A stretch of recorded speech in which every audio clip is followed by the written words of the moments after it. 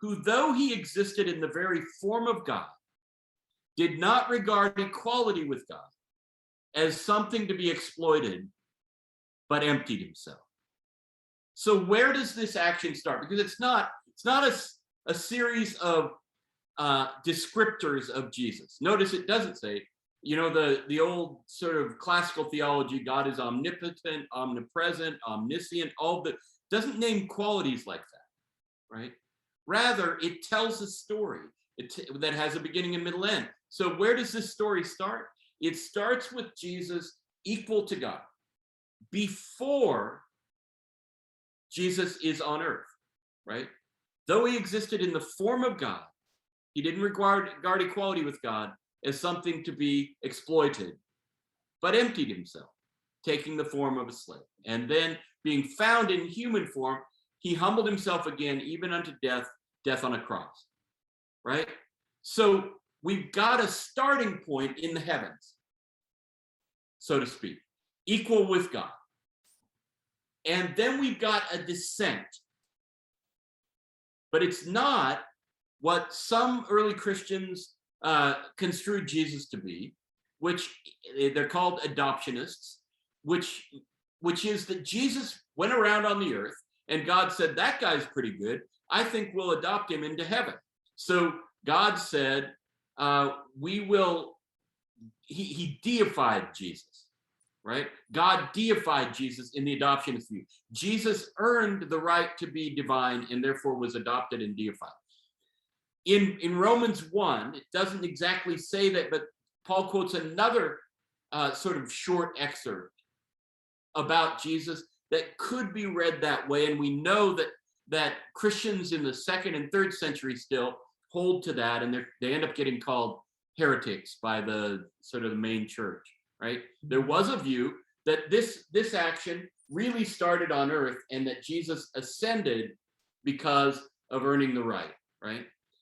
Paul's little song doesn't say that. He existed in the form of God, and then he humbled himself, and then humbled himself again. So the direction is from a high point downward into a very low point, even death on a cross. But right then, if we look at that as either the beginning of a V or the beginning of a U, right? U works better because he's down there for a while, right? Jesus comes, descends, doesn't exploit his position, but descends. We'd say Bethlehem, teaches, preaches, does what he does, and at the end gives himself over to the lowest of stations. And then God highly exalts him, right? And gives him the name that's over every name. So picture a V or picture of U, whichever one works for you. But Jesus starts at the top, ends at the top, and in the middle condescends to come and be human, right? So what does this do? Well, it establishes the pre-existence of Jesus in this song's world.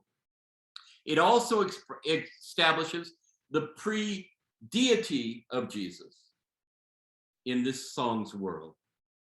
And that's crucial for the way that Paul's going to tell the story, because for Paul, this hymn works in a way because of the decision to let himself be taken down to a lower station, right?